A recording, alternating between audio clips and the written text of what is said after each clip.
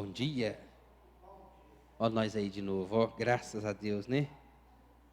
Gostaria de convidar os irmãos a abrir a palavra de Deus em Provérbios. Provérbios capítulo 2, versículos de 1 a 10.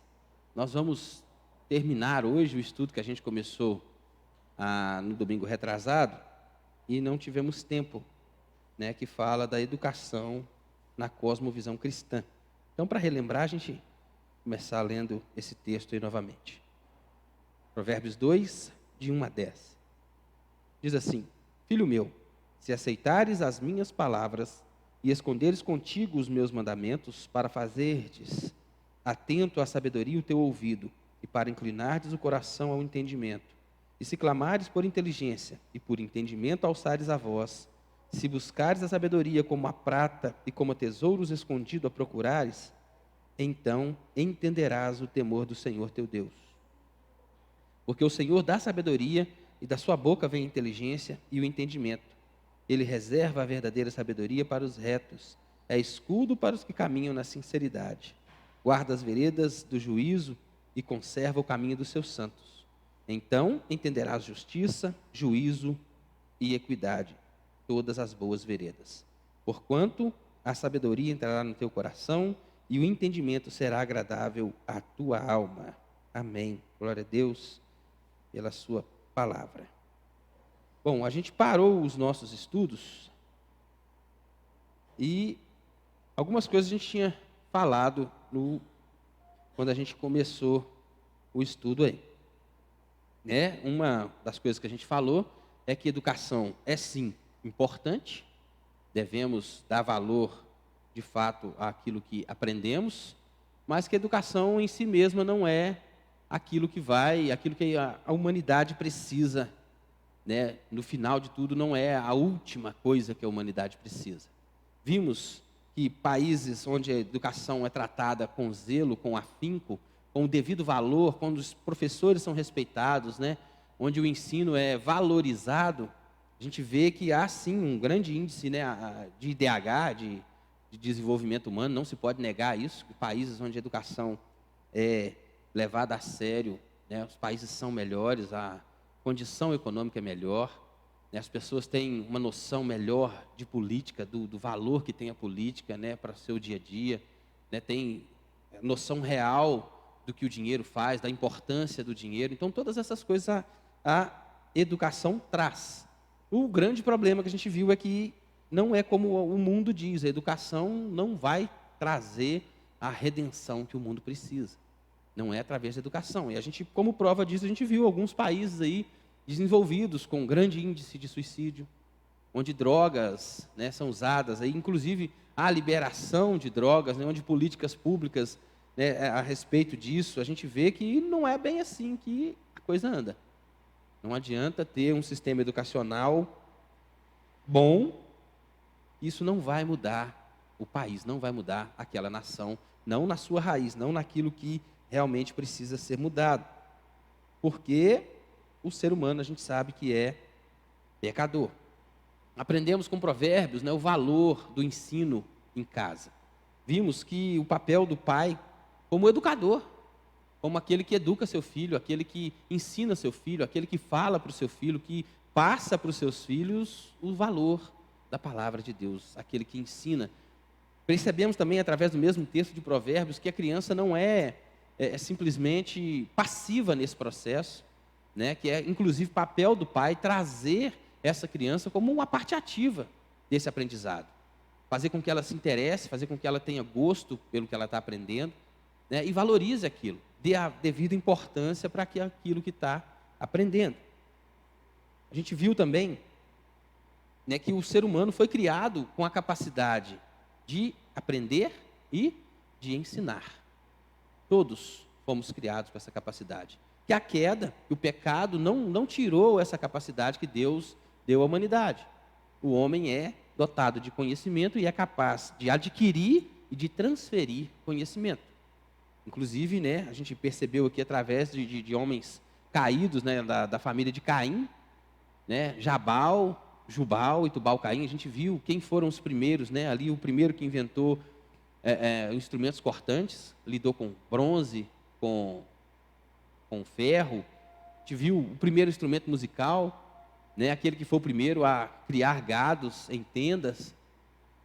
A gente viu essas coisas e que essas coisas foram passadas para frente. A ideia de educar, de ensinar, de passar para a posteridade aquilo que se aprendeu. Então percebemos isso até aqui, a gente conseguiu ver no estudo passado. A gente viu também, né, que a educação, como eu já disse, não é a solução definitiva. Percebemos que a pedagogia, foi falado aqui, né, deve ter a humildade de reconhecer que a educação não pode restaurar a humanidade. Não é através do processo educacional como conhecido que a gente vai restaurar a humanidade. Mas hoje a gente vai ver, então, os princípios pedagógicos cristãos. A gente vai começar a falar a respeito disso. Eu acho que eu já tinha até tentado, já tinha falado a respeito disso na semana passada, mas vamos, de novo, definir o que é pedagogia. Pedagogia é um sistema, pode ser definido como um conjunto de conhecimentos sistemáticos relativos ao fenômeno educativo. O que é isso? Um conjunto de conhecimento de pessoas que estudaram, pegaram ali ciências, né, alguns aprendizados, sistematizaram isso, criaram então uma forma de transmitir conhecimento através desse conjunto de sistemas que foram criados.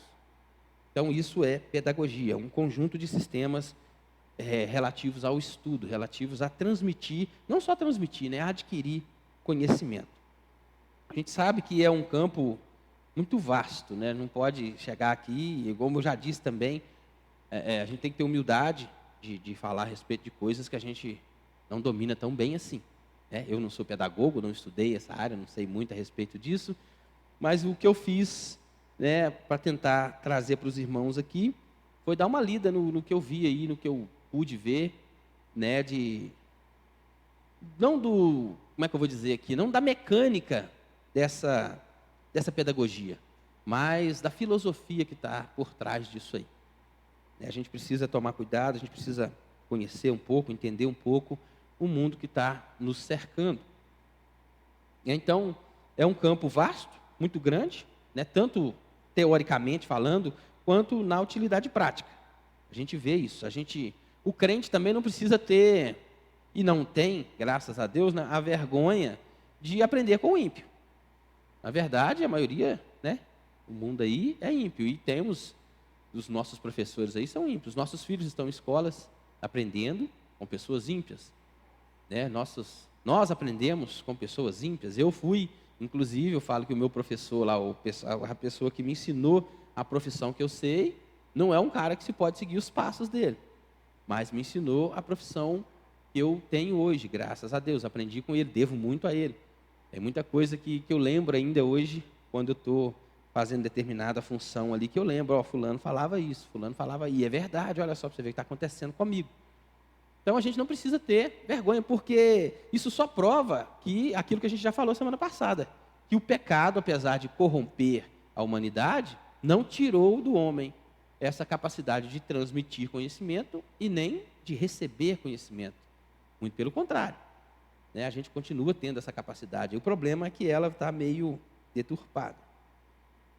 A gente sabe que a humanidade foi comprometida pela queda. E aqui, abre um parêntese, a humanidade não foi comprometida em uma ou outra área, não. Aquilo que a gente chama de depravação total. O homem é totalmente depravado naquilo que se diz o alcance do pecado na natureza humana. A alma humana foi contaminada pelo pecado. Tanto que Davi fala, né, que em pecado eu fui concebido. Então, uma criança já concebida ali, no ventre, ela já foi concebida em pecado. O pecado, infelizmente, aí pegou na totalidade do ser humano. Tudo aquilo que somos, tudo aquilo que, né, que a gente é como pessoa, a gente, infelizmente, tem aí a mancha do pecado nela. O melhor que a gente consegue fazer, a melhor das nossas ações, o melhor das nossas reações, ainda tem ali uma manchinha do pecado. E isso a gente traz para a vida, infelizmente. Tanto aquele que ensina, quanto aquele que aprende, está manchado pelo pecado. Então, o aprendizado, quanto o ensino, também vão trazer essa raiz. Tanto aquele que vai ensinar, quanto aquele que vai aprender, vai ter ali alguma coisa a mais, né, além do que ensina, ou além do que aprende. Tanto na capacidade, porque o homem perdeu bastante da sua capacidade, vocês podem achar que não. A gente pode olhar hoje para a ciência, e eu falei isso lá em casa já, e falei hoje de novo com os meninos à mesa no café da manhã. Quanto mais perto da origem, quanto mais perto de Adão, mais capaz era o homem. É só olhar para a Bíblia. Você vai ver que naquele tempo o homem ali viveu, Matusalém, 960 anos de vida. Então, quanto mais perto de Adão, mais o homem tinha capacidade não só física, né, mas também cognitiva. Cara, você vê a prova disso, Tubal-Caim e os irmãos ali que criaram. Como é que foi criada a faca? Como é que o rapaz aprendeu a lidar com ferro? Como é que foi isso? Quantos anos isso aconteceu? O outro foi lá e viu um bicho lá no meio do mato, solto, bravo, pegou aquilo, domou aquele bicho, colocou dentro de casa e criou aquilo para poder se alimentar, para poder usar. O homem é dotado de inteligência, e quanto mais perto de Adão, maior essa capacidade era. Quer ver uma outra coisa? A gente olha hoje um prédio mais alto do mundo, aqueles prédios lá de Dubai, 900 metros de altura e tal, e aquilo fica abismado com aquilo, né? E é grande de fato. Olha como é que é aquele trem, como é que faz um negócio daquele? E com essa competição, né? O mais alto era isso, o mais alto era aquele. Agora o homem, naquele tempo, sem essa engenharia toda, iria construir uma torre que ia tocar os céus. Iria alcançar esse intento, segundo a Bíblia, se não fosse intervenção divina. Quem era o mais capaz dos homens? Aqueles primitivos que não tinham essas ferramentas todas, que não tinha tudo que tem hoje, mas iriam construir uma torre que ia chegar no céu? Ou esses de hoje que para construir um prédio aí de 1000 metros de altura, estuda quantos anos? Quem tinha mais capacidade? Então a humanidade hoje se acha demais, chama para si demais essa ideia de que é grande, de que é poderoso, mas nada, o homem perdeu demais. O homem hoje vive no máximo 100 anos, 120 anos. E como eu já disse aqui, tem alguns estudos aí, né, que eu gosto de ver, algumas coisas cientistas que cristãos até, que defendem aí aquela mente brilhante por trás dessa criação, que falam a respeito disso, que o homem tinha sim uma capacidade aeróbica muito maior, os pulmões eram maior, o homem era um homem maior, mais alto até inclusive. Mas o povo, a gente foi se perdendo, e acha que está bom demais, né?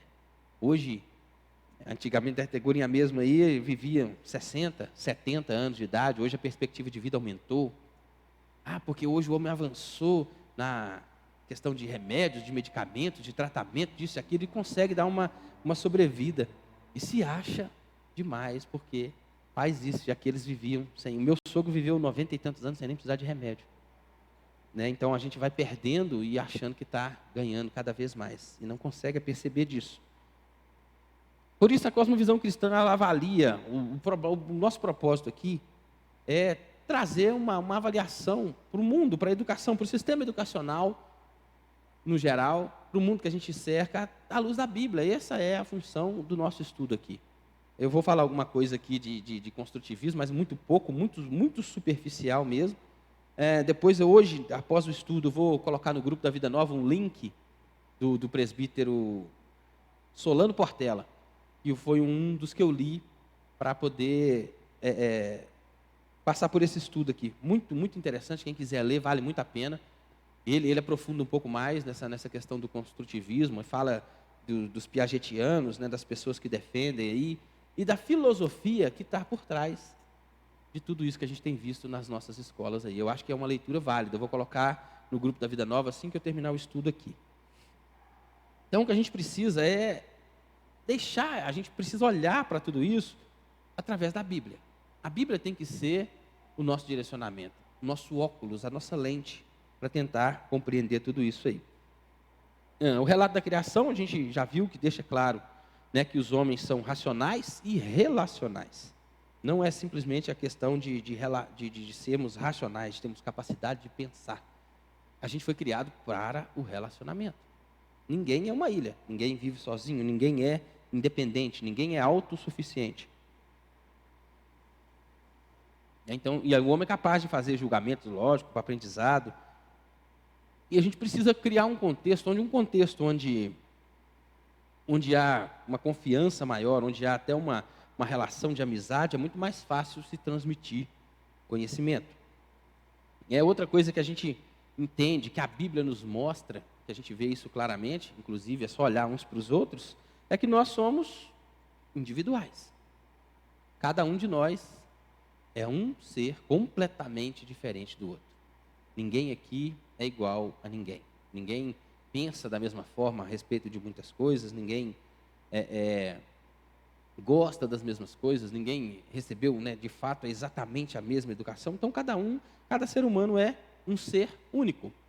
E a pedagogia tradicional, aquela até 30 anos atrás, eu acho, que de 30 anos para cá, já começou essa mudança, A gente tem até saudade daquilo, muitas vezes a gente fala, que o professor é respeitado, aquela coisa toda. O problema é que na pedagogia tradicional, aquilo que é tido como tradicional, o mestre, aquele que ensina, aquele que passava o conhecimento, ele era tido como o detentor do saber, Ele sabia tudo, ele que passava o ensino, ele que ensinava, ele que era o chefão da coisa ali, e desconsiderava muitas vezes essa individualidade, essa diferença que há entre um e outro. Eu posso ver isso dentro de casa, meus 2 filhos lá. Eu propus um problema de matemática para os dois lá, um dia desse. Eu e o Breno resolvemos o problema de uma forma, e o Bernardo resolveu de outra. Conseguimos a conclusão do que a gente gostaria ali. Mas como é diferente o jeito de pensar, como é que é diferente a maneira com que a gente lida com a mesma situação. O Bernardo, bem pragmático, bem científico mesmo, foi na raiz da questão ali. E eu e o Breno, a gente focou demais no problema que era proposto, na pegadinha que estava sendo proposta ali, achamos a solução, mas deu uma volta muito grande. O Bernardo foi no cerne da questão, mas ele demorou mais do que a gente. Então, essas diferenças que a gente tem, isso era muitas vezes ignorado nas escolas. A capacidade que um aluno tem de aprender mais rápido que o outro, que existem essas diferenças, existem, não tem como negar. Isso, então, era muitas vezes deixado de lado, de essas peculiaridades que cada um tem. Já naquilo que a gente chama de pedagogia moderna, ela percebe essa singularidade, identifica essa singularidade, se preocupa com essa singularidade, e vai tentando adequar o ensino ali para que todos aprendam, para que todos tenham um aprendizado satisfatório. O que a gente vê como negativo nessa questão é a ideia de não se ter um padrão de avaliação. Muitas vezes não há um padrão, não tem aquele padrão de avaliar os alunos. Tudo bem, são diferentes, são pessoas diferentes, um jeito diferente de aprender, uma maneira diferente de aprender, uma velocidade diferente de aprender, mas uma avaliação tem que ser a mesma, porque não se pretende que ambos cheguem no mesmo lugar. A ideia não é essa? Então, o que a gente defende é um sistema de avaliação que leve em conta essas diferenças, mas que consiga avaliar todos de uma mesma perspectiva, de um mesmo ponto de vista, de algo que se consiga, com que todos alcancem esse mesmo desejo que tem. Eu acho que esse é um grande problema aí da teologia, da pedagogia moderna. Dá-se muito valor para o indivíduo, como indivíduo mesmo, mas naquilo que tange a coletividade está ficando meio para trás. Tá se levando demais em conta o individualismo, e não está... Olha só para você ver, a gente é diferente. Eu acabei de falar isso aqui. Falei que os meus filhos são diferentes entre si. Mas olha como é que a gente consegue viver harmoniosamente dentro de uma família. Dentro de uma igreja, segunda-feira. Que dia bacana, que dia gostoso que foi. E um monte de gente diferente. Um monte de gente que não é exatamente igual. E a gente consegue conviver, apesar das individualidades, a gente tem o mesmo norte, a gente tem o mesmo centro. Inclusive, numa pregação, o último domingo que eu não tive aqui, eu fui pregar em uma outra igreja aí. E uma das das falas ali dessa pregação, um dos tópicos dessa pregação, foi a respeito disso. Que o mundo hoje prega, o mundo hoje vive, o mundo hoje, como é que fala? Incentiva uma vida individual cada vez maior. Pega-se o ser humano como um universo em si mesmo e incentiva que ele seja esse universo, que ele viva esse universo, que ele afunde, que ele se aprofunde, que ele seja ele mesmo. E a gente vê o tanto de diferença que está aí. Só de ideologias, né? Só de identidade de gênero hoje catalogadas no Brasil, acho que são 72 ou 78, se eu não me engano. Porque está incentivando o homem a ser esse universo, a viver cada vez mais separado, cada vez mais vivendo para si. Não é verdade? E o que o cristianismo faz? Pega esse tanto de gente diferente, esse tanto de pessoa diferente, criação diferente, épocas diferentes, idades diferentes, coloca dentro de uma igreja e fala assim: vocês são diferentes, mas tem algo em comum. Vocês têm um norte, vocês têm uma direção, vocês têm um caminho. E Jesus é esse caminho. Nós, com essa diferença toda que temos, eu, o Walter, o Luciano, todos nós fomos chamados a ser imitadores. Enquanto o mundo diz que nós temos que ser individualistas, que nós temos que viver para nós mesmos, viver do nosso jeito, da nossa vontade, a Bíblia fala que a gente tem que imitar uma pessoa. Somos convidados a participar desse processo, enquanto vamos imitando, nos tornando cada vez mais parecidos com Ele. O Luiz Felipe até falou semana passada aqui, né, que a irmãzinha se torne um Cristo de saias. Esse é o desejo da Bíblia. É isso que a Bíblia nos ensina. Somos diferentes, claro. E glória a Deus por isso. Mas a gente é chamado a viver numa só direção, num só propósito, num só sentido. E é ser parecidos com Jesus. Talvez o que a pedagogia mais ignora na questão do ser humano é que o ser humano é pecador.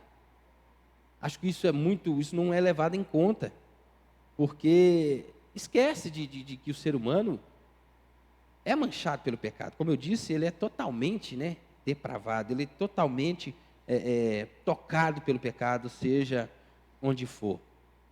E um problema do construtivismo, dessa pedagogia moderna, é que alguns defendem aí que as crianças são uma folha em branco. Uma criança nasce e não tem bem nem mal. Ela é o produto do meio. O aprendizado que a criança tem é o resultado da interação que ela tem, tanto com o objeto, que ela vai interagir, quanto com o ambiente, com as pessoas.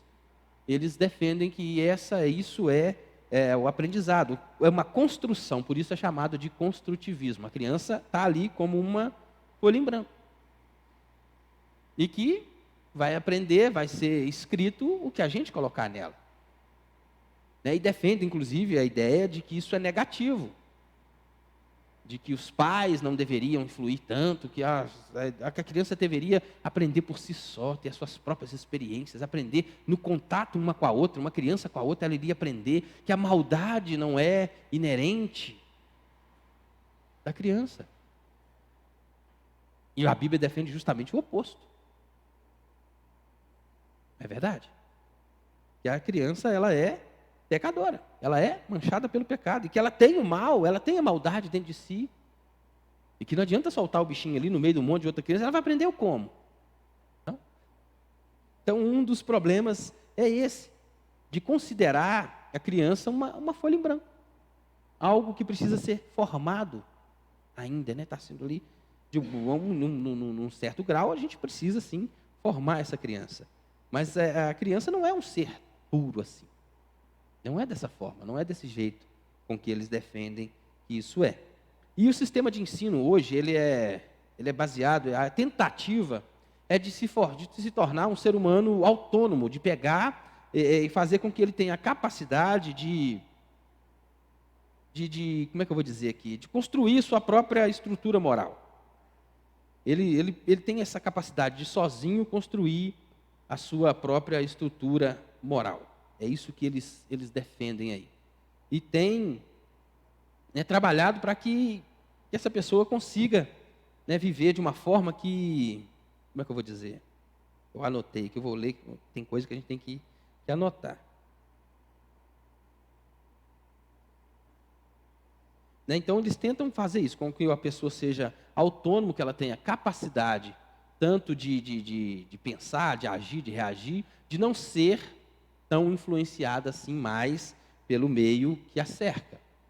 A ideia deles é construir um ser que, né, apesar de viver aqui, não seja tão assim influenciado aí por aquilo que cercam eles. Né? Então, estão preocupados não só com informação que é passada, mas com a formação dessa pessoa. Né? Enquanto o crente, enquanto a Bíblia defende uma criação que inclua e sustente os valores que a gente tem, né? Família, o que mais? Honestidade, o que mais? Quantos valores cristãos, a vida é o maior de todos os valores, enquanto a Bíblia, enquanto o cristão defende isso, né? Valores claros, a verdade existe, não é algo subjetivo. Enquanto os cristãos tentem colocar isso na mente da criança, na mente dos filhos, e é um papel do pai, como a gente já viu aqui, né, as pessoas estão tentando criar seres que não dão bola para isso, não. Esses valores não são assim, essas coisas não acontecem assim. Né? A educação, ela contempla tanto o alvo de formar pessoas, né, que a preocupação do crente deve ser em formar pessoas que se preocupam consigo mesmas, tenham essa capacidade de cuidar de si, né, de se preocupar com o que tem, de manter esses valores, de perpassar esses valores, né, e não só ele mesmo, se preocupa com o que está ao redor. O crente não é um cara que vive olhando só para o seu umbigo, ou é?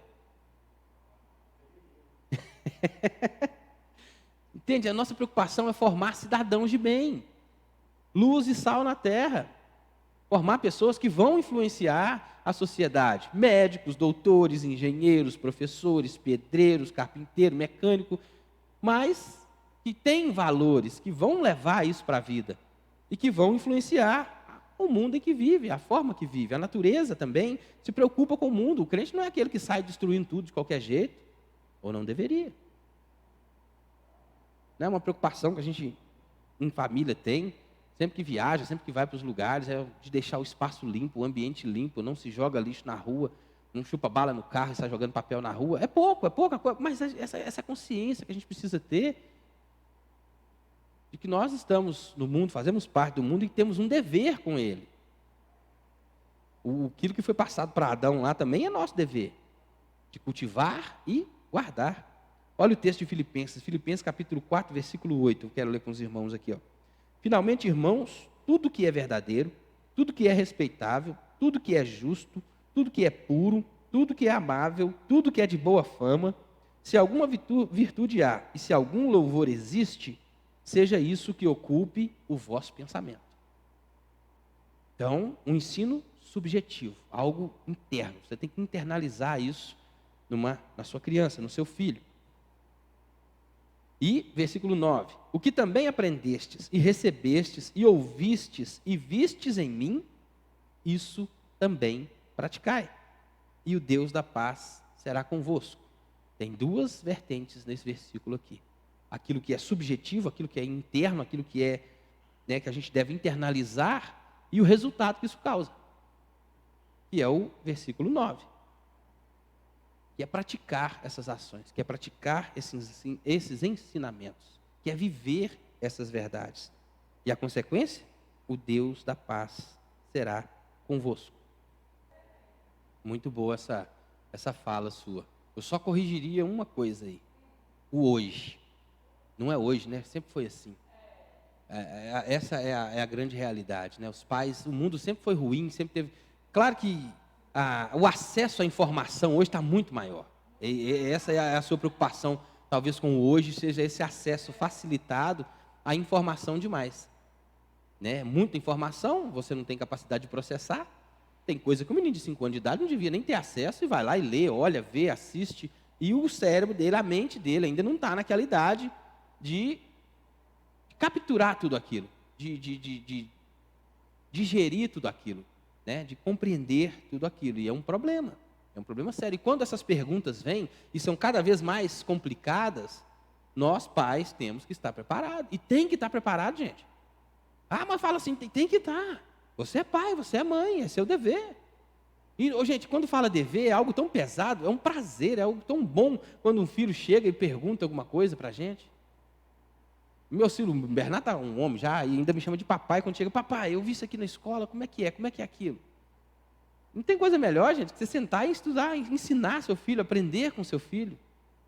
É um presente, é algo que Deus dá para a gente, e a gente, muitas vezes, como a Renata falou, né, por querer um futuro melhor, por querer uma educação melhor, a gente perde essas coisas. E perde o prazer de ser pai, de ser mãe. É difícil, é claro que é. Eu conversando com um jovem, inclusive da igreja aqui, a respeito de filhos, conversando com ele e tal, parece que alguém que é meio avesso assim, a questão de filhos, eu falei, mas por quê? Ah, porque o mundo é muito difícil. E quando é que o mundo foi fácil? Quando Jesus Cristo veio, Paulo chama aquilo de plenitude dos tempos. A plenitude dos tempos que Jesus veio, gente, o mundo estava o caos. Paulo estava quebrando. A religião judia lá, os judeus, estava tudo deturpado, tudo doido, todo mundo perdido. O mundo, os caras que dominavam o pensamento ali, estavam muito mais perto. Era Platão, Sócrates, Aristóteles. Olha a mente dos caras, olha quem é que estava naquele tempo ali, que dominava, que ensinava. Olha o tamanho do problema. A sociedade corrompida, pecaminosa. Segundo estudiosos aí, 80% da sociedade romana praticava ali o homossexualismo. Não era bom, não era diferente, não. Criar filhos sempre foi difícil, sempre foi um desafio. E é por isso que Deus conclama aos pais esse prazer, essa honra, esse dever, esse privilégio. Deuteronômio fala, né, que andando com ele, conversando com ele, falando com ele. Gente, tem coisa mais gostosa do que conversar de Bíblia? Com o filho da gente, então, não tem preço. Quando você vai em determinada reunião, quando você vai em determinado lugar, ou até na célula mesmo, como aconteceu quinta-feira, e fala alguma coisa, o menino lembra daquilo, meu pai falou assim, isso é bom demais. É um prazer que a gente tem, e a gente deixa escapulir, buscando para eles algo melhor, e o melhor que o seu filho pode ter é Cristo na vida dele. O melhor que ele pode ter. Ele pode não ser o engenheiro mais top, pode não ser, mas se ele tiver a vida eterna, se ele tiver Jesus, se ele tiver o Espírito Santo, ele tem o maior de todos os tesouros. Não foi o que a gente cantou aqui? O que é mais valioso do que a presença de Deus na vida de alguém? Quantos pais hoje sofrem, choram ou se angustiam por filhos que não estão mais dentro da igreja? Porque ensinou, incentivou o menino a buscar o melhor. E o melhor dessa terra é só na presença de Deus que a gente pode viver. E aí tem um outro perigo, Ana. Essa fala, né, com todo respeito, o acesso é liberado. Seu filho, sua neta, tem mãe, tem pai, tem avós. E o nosso papel, gente, o problema é que tem informação demais? Tem. Tem problema demais? Tem. Tem internet? Tem. Só que quem dá acesso a um menino de 5 anos a um telefone, o menino vai lá e compra um celular? Não compra. As pessoas falam que eu sou muito... E falam, até crente fala, que eu sou muito, muito retrógrado, eu olho muito para trás. Mas o meu filho tem acesso àquilo que eu deixo ele ter, gente. Não tem outro jeito, não. Tem jeito, não. O menino vê, e inclusive os meninos, o Bernardo tem 15 anos de idade. Tem filmes que eu não vejo quando ele está perto. Ou nem vejo mais. Não é nem quando ele está perto, não. Tem coisas que você vai ter que abrir mão por causa de um filho. Ora, Deus abriu mão do próprio filho dele por mim e por sua causa. E a gente não quer pagar o preço de ser pai. Esse é o problema. A gente não quer pagar o preço de um menininho emburrar a cara, torcer o nariz, porque você falou para ele não e é não e pronto, acabou. Não quer. Não dá mais. A gente não quer. A gente não quer de verdade se incutir na família. É nosso papel. É papel do pai, da mãe. Você é uma avó excelente, maravilhosa. Mas quem tem a obrigação de educar as netinhas é o pai e a mãe. Por mais que trabalhe, por mais que corra, que eu faço isso, eu faço aquilo. Você não sabe a realidade da minha família. Você é pai e mãe. Minha mãe criou 6 filhos. Tem mães que criaram 15. E era difícil. A gente joga a culpa na modernidade, a gente joga a culpa na facilidade. E aí tira de nós a responsabilidade. É isso que a gente quer, no final das contas, é ego, simplesmente assim. Para a gente responder uma questão que deveria ser nosso papel, é nosso dever, é meu e seu. Gente, não é um dever, é uma alegria muito grande criar um filho. Poxa vida, eu vi meus meninos crescerem. A Roseli ficou 15 anos em casa sem trabalhar. Agora voltou para o mercado de trabalho de novo, criando os filhos. E pergunta se tem algum arrependimento nisso. O que vale mais a pena? Um apartamento de 400, 500, 600 mil reais no Buritis, um Honda Civic Turbo Touring na garagem, e não sei o que mais, e um filho daqui 10, 15 anos desviado no mundo? Ou um apartamento no Flávio de Oliveira, com uma Paraty velha, e um filho sermente temente a Deus? O que vale mais, gente? O que a gente está colocando? Olha os valores. Quais são as prioridades? É esse o problema. E aí, como é que a gente ensina para um menino de 15 anos qual que é a prioridade na vida dele? Tem uma escola que é boa no bairro aqui, os meninos eram doidos para entrar lá, e vamos, e tentou, e graças a Deus está estudando lá hoje. Mas a primeira coisa que eu falei com ele, você pode estudar, pode fazer o que for, o estudo pode ser puxado, pode ter trabalho, escambau, eu não abro mão de você na igreja, nas terça-feira, no PG no domingo, no PG na quinta e no domingo da igreja. Porque se for assim, você pode sair da escola e voltar para outra. Pergunta lá para ele se não falei. Que nada vale mais do que a vida na presença de Deus. Não tem nada que vale mais do que isso. E a gente está deixando, os pais, a culpa é nossa, nós somos culpados, sim. A igreja tem culpa, sim. O Walter tem culpa, sim. Temos. E a gente precisa trazer isso à tona. A gente precisa assumir essa responsabilidade, precisa assumir. Não adianta ficar empurrando para frente. Não, é nosso problema. É nosso. E nós temos um Deus maravilhoso que está dando para a gente essa visão e a capacidade de resolver alguns deles. Eu fiz aqui um paralelo entre aquilo que, igual eu falei, eu não vou aprofundar nas questões do construtivismo, mas eu vou colocar lá para vocês dar uma lida. É claro que o texto que eu vou colocar ali tem a visão cristã. Eu sou crente. Então, o que vocês vão ler ali, se alguém lê o artigo e tal, é um homem de Deus que escreveu aquilo ali.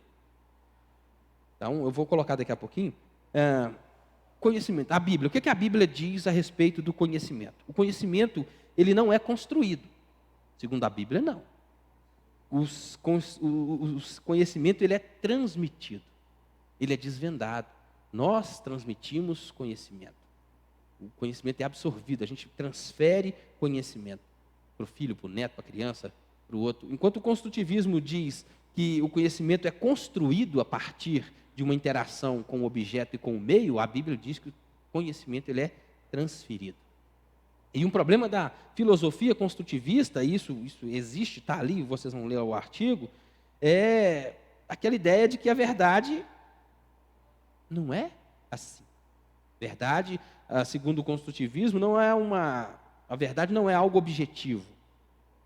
Uma vez que o conhecimento é resultado da interação entre o objeto e o sujeito, o conhecimento se torna algo subjetivo, não é? Gerado na mente daquele que aprende. E um que é considerado aí o pai, talvez, do construtivismo, Jean Piaget, tem uma frase dele que ele diz assim: o conhecimento não é uma cópia da realidade. O que você aprende, então, se não é aquilo que é real? Uma fala perigosa, não é não? Se o conhecimento não é uma cópia da realidade, o que é conhecimento? Não podemos desconhecer, não podemos negar a influência positiva de muita coisa que eles fizeram. O construtivismo trouxe aquilo que chamam de, como é que fala? Eu vou chamar aqui da mecânica do ensino, vamos dizer assim, da metodologia do Jean Piaget. Algumas coisas de boas que eles trouxeram para o processo educacional e que a gente tem experimentado que de fato dá resultado. O processo educacional passou a ser mais interativo e mais participativo. ou seja, gera mais interesse no aluno. O aluno tem mais interesse no aprendizado porque criaram-se ferramentas ou uma forma de lidar que isso fica mais interativo. O aluno participa mais, ele está mais ativo nesse processo, não é só mais um espectador, não é só um professor lá na frente falando e o menino lá tentando absorver o conhecimento. A individualidade do aluno passou a ser observada com mais intensidade e consideração. Não é difícil você ver os professores prestando atenção no aluno que tem um pouco mais de dificuldade, dando um pouco mais de atenção para ele. Tem classes, inclusive, aí, que o aluno está meio atrasado numa matéria, formam-se classes específicas para que esse aluno consiga alcançar o objetivo ali e se enturmar, estar no mesmo nível do restante da turma. Isso é positivo. As limitações do aluno não foram descartadas, a pessoa se preocupa, sim, com a dificuldade que o aluno tem de aprender. Os pais, e não somente a escola, são considerados como parte importante no processo de educação. Como a Renata falou ali, os meninos estão aprendendo coisa ali e tal, muita coisa, mas os pais hoje são chamados. Olha o tanto de reunião que tem hoje nas escolas aí. Porque é uma preocupação da escola também que os pais estejam ali, presentes na educação do menino. O material didático mudou bastante, passou a ter forma e não apenas conteúdo. Isso ajuda também, não só no interesse, mas no aprendizado do aluno. O aluno não só mais aprende, ele consegue ver, ele consegue visualizar aquilo que ele está aprendendo. Então, foram positivos, tem muita coisa de positivo, não se pode descartar. Tudo assim não. Tem um texto da Bíblia, eu não vou lembrar a referência, mas fala assim: examine todas as coisas, retém o que é bom. Porque apesar do homem ter caído, apesar do homem ser pecador, apesar do homem ter manchado pelo pecado, ainda há resquícios aí da imagem e semelhança de Deus. E eu lembro que, semana passada, eu falei algo aqui, eu fiz uma afirmação, e agora a gente vai falar um pouco a respeito disso. Eu afirmei aqui que nem o professor cristão está livre dessas influências aí que a gente vê. Nem o professor que é crente, nem a escola até mesmo, nem a escola cristã está livre dessas influências. E por que isso? Porque o desafio da construção acadêmica anticristã. A educação brasileira, ela é regida por princípios ideológicos. Qualquer educação, qualquer sistema educacional que você for, ele vai ser regido por uma cosmovisão. Tem um trem por trás, qualquer lugar que você for. Não tem jeito. E a formação, o problema acontece na formação dos professores. O cara, quando ele vai ser formado, quando ele começa a estudar ali pedagogia ou qualquer outra área de ensino, ele vai ter contato direto com isso, com conceitos, infelizmente, marxistas. Vai ter ou não vai? Quem consegue hoje estudar numa faculdade no Brasil, ou talvez no mundo aí, que não tenha acesso aí conceitos marxistas, construtivistas, até mesmo psicanalíticos, porque essas coisas são colocadas no meio do ensino e a gente nem consegue perceber. Então, na formação dos professores, eles já têm contato com isso. E muitas vezes de uma forma bem sutil até. Alguns são a gente consegue perceber bem claramente, mas tem muita coisa que é muito sutil, que brilha aos olhos, Parece tão agradável, tão bom, tão bonito, porque não é assim. E principalmente, eu acho que no Brasil, de 30 anos para cá, que o trem começou a apertar mesmo, nessas áreas aí. Então, todo o sistema educacional, ele reflete, sim, uma visão, e o nosso, infelizmente, está aí cheio dessas. Acho que não só o Bruno, não é só o Brasil, não, está no mundo de uma forma geral. O resultado dessas influências, a gente percebe.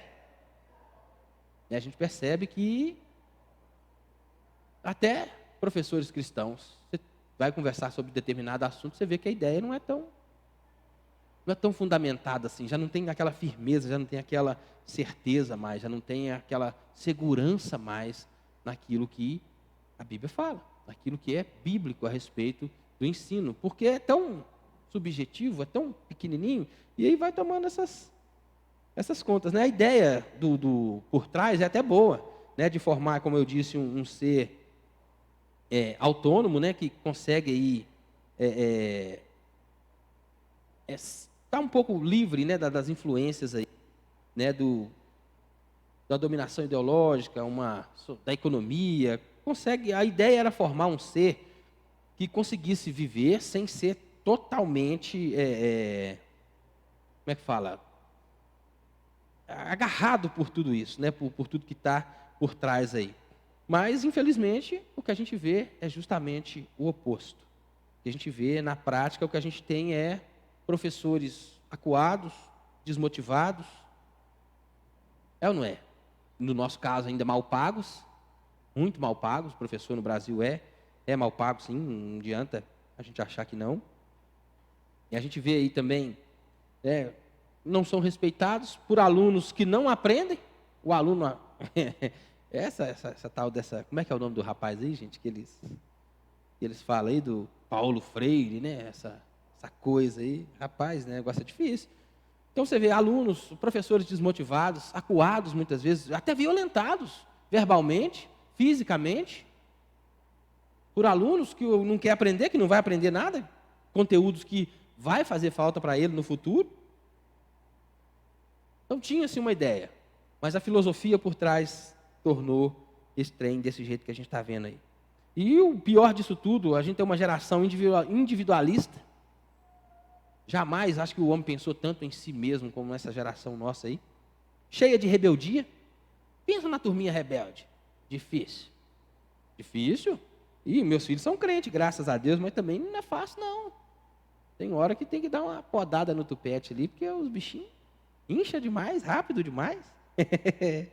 Ideologicamente justificada, desinteressada no conhecimento acumulado pelas gerações anteriores. Olha isso.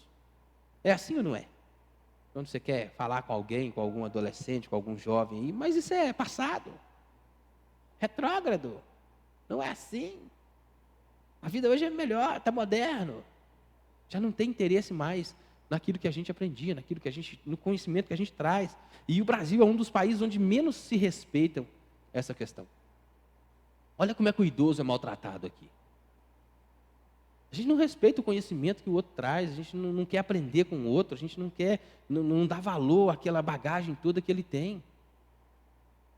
Pessoas idosas, pessoas ainda com capacidade de trabalhar, de produzir, que deveriam estar ensinando, estão trabalhando ainda, porque a condição é outra. E mesmo assim, quando vão ensinar, não tem o respeito.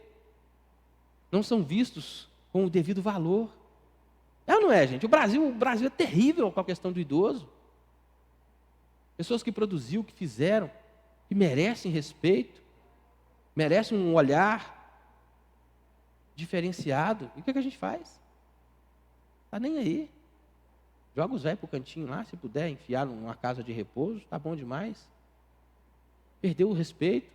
Os meninos não respeitam, né? Não tem. E, além de tudo, está desmotivada a contribuir com o avanço das gerações futuras. Olha só, acho que o último, e eu considero assim, pelo menos eu acho, o último grande gênio que a humanidade teve aí foi quem? Steve Jobs, eu acho. O cara que revolucionou a comunicação. Depois dele, o que mais se tem, né? Quem mais está preocupado em deixar alguma coisa para a humanidade?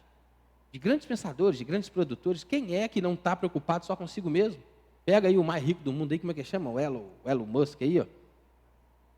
Dono de empresas grandes. O que esse cara está fazendo se não construir riqueza para si mesmo? Qual que é a preocupação de deixar um legado para a humanidade? Não se tem mais.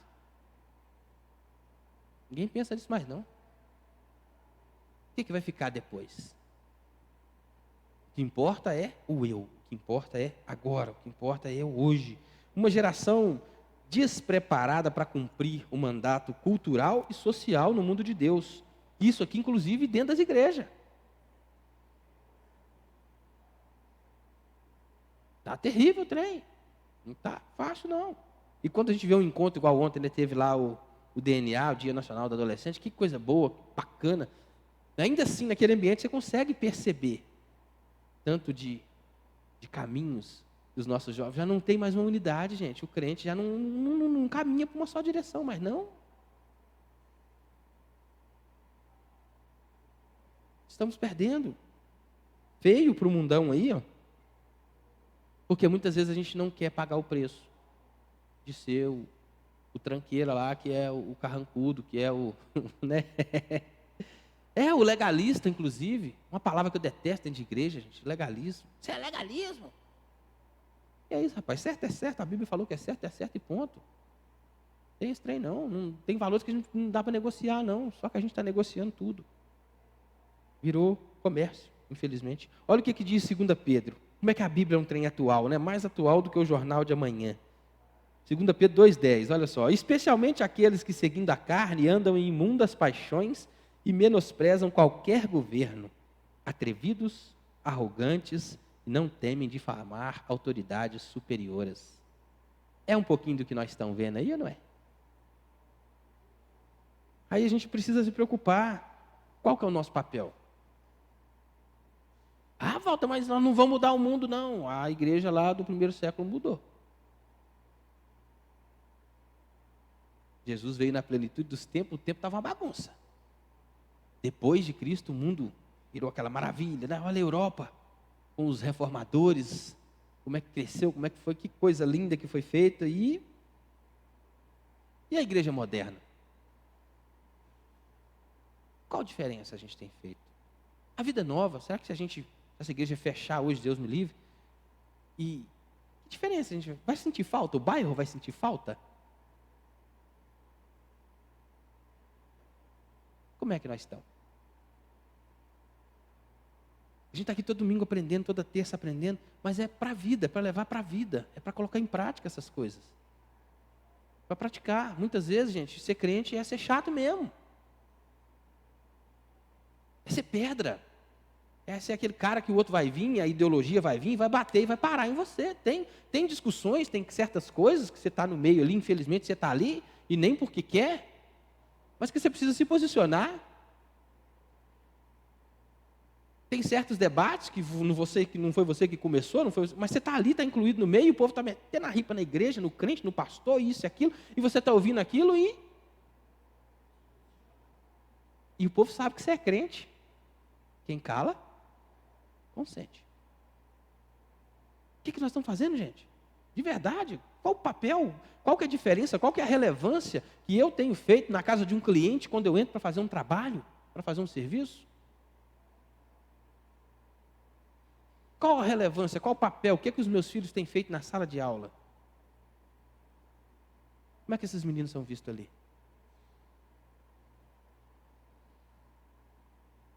Porque tem os professores, e teimoso, tem professor que não aceita mesmo ser retrucado, mas como é que a gente está fazendo? Como é que estão os nossos filhos na empresa que os nossos filhos trabalham? Gente, que diferença? Olha para a igreja hoje, 40 e tantos milhões de crentes no Brasil, qual que é a diferença que a gente tem feito? Olha para o cenário político, né? Infelizmente, os que chegam até lá por causa de igreja e tal, olha quantos se venderam, caíram.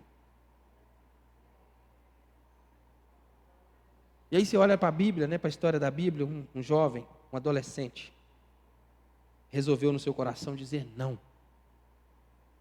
a todo um sistema. Mas fala que a vida de Daniel foi fácil. Ele aprendeu tudo que podia aprender com a cultura daquele tempo. As melhores faculdades daquele tempo ele frequentou. E os nossos filhos, gente, o filho da gente hoje, a gente cria os meninos, e se eles forem estudar para uma área humanista, aí, acho que no primeiro semestre, como é que chama aquilo ali? Primeiro módulo, sei lá, já vai todo. Porque não teve em casa quem ensinasse, bater o martelo, quem falasse é assim mesmo e ponto. Porque o talvez, né? Ah, não, mas aqui a gente pode ceder um pouquinho.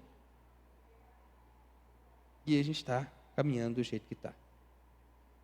Outra questão importante que a gente precisa pensar, a nível de Brasil, é o intervencionismo do governo na nossa questão educativa aí.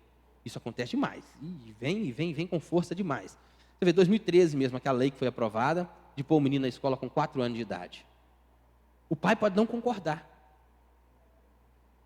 Não concorda. E há muita gente que não acha que o menino está pronto para ir para a escola, mesmo porque sabe o tanto de trem que está aprendendo dentro das escolas hoje. Mas ele é obrigado a colocar o filho ali, na escola. É lei, está aqui, está escrito aqui. né? O ensino em casa no Brasil, sem chance. Não tem regulamentação nenhuma, não tem valor nenhum, não pode. É proibido. Né? Tem até um caso. Estava até na internet há pouco tempo aí, famoso, um pai que educou os 2 filhos em casa, os meninos foram entrar na faculdade, passou com nota tal lá, e não podia entrar porque não tinha um histórico escolar, sei lá que trem que era. Criou 2 filhos em casa, estudou os meninos em casa, e passaram bem, em mais de uma faculdade até. Mas, porque foi educado em casa, não tem esse valor todo, né? A gente vê o Estado se interferindo naquilo que deve ser ensinado, de como deve ser ensinado. E a gente precisa fazer como os reformadores fizeram, ter uma preocupação com a formação dos professores. Por que não se preocupar em abrir escolas cristãs? Por que não? A gente sabe que a maioria hoje é particular e, infelizmente, não tem tanto... A maioria não tem dinheiro para manter um filho ali numa escola dessas. Eu estou quase terminando, tá?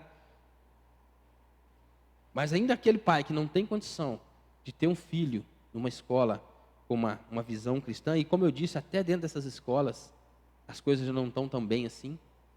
Até dentro dessas escolas o negócio já não vai bem assim, nada. Os reformadores ingleses, né, eles tinham uma frase: uma igreja, uma escola. Então, a educação pública existe por causa do protestantismo.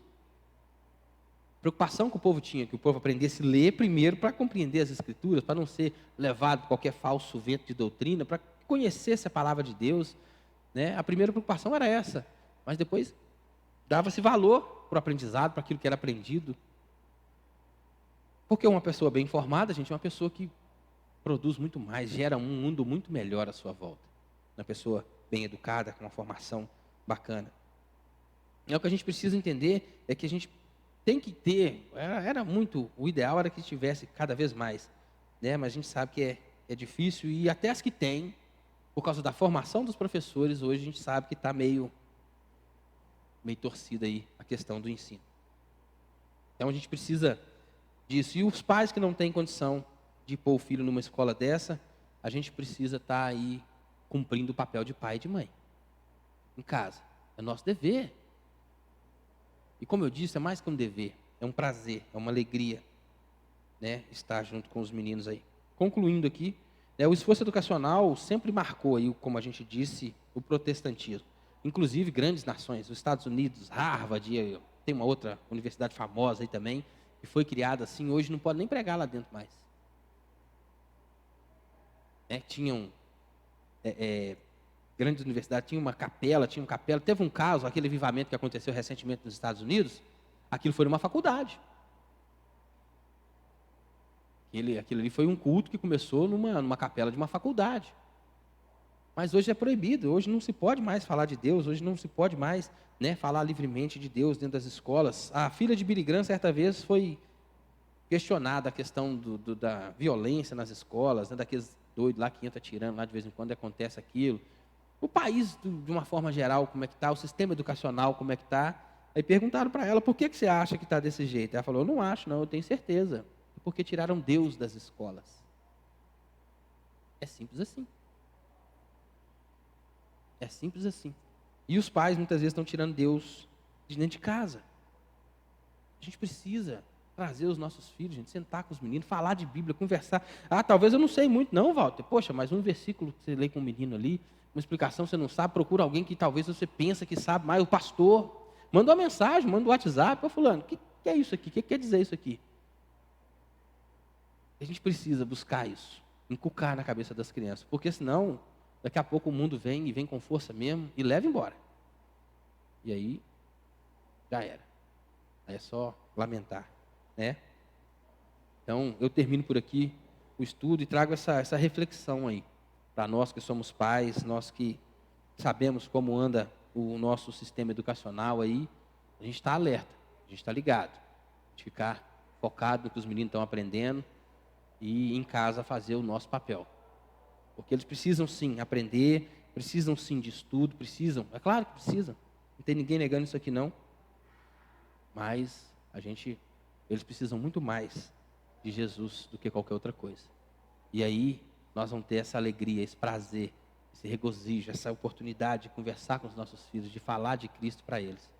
E Provérbios diz que ainda quando forem velhos, não se desviará dele. A palavra de Deus não mente, eu acredito nela. A gente precisa estar aí plantando na cabeça dos nossos filhos a alegria, gente, de ser cristão, a alegria de participar do encontro igual foi ontem. Como eu disse ali, tem muita coisa que já está assim, mas que bom ver os meninos ali juntos, unidos. É um esforço da igreja, para estar mantendo essa turma aí. A gente precisa dar valor para essas coisas. Manter os meninos nas programações que tem na igreja.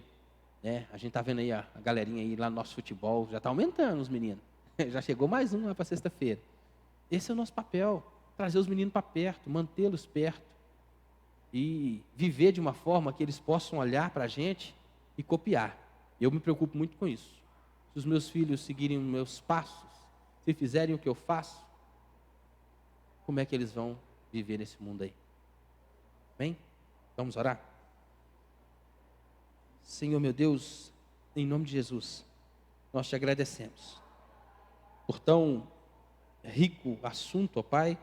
A gente crê que precisa de mais aprofundamento, precisa de mais debate, de mais pessoas capacitadas, ó Deus, para falar desse assunto e de mais interesse da nossa parte, ó Deus, de buscar conhecimento nessa área.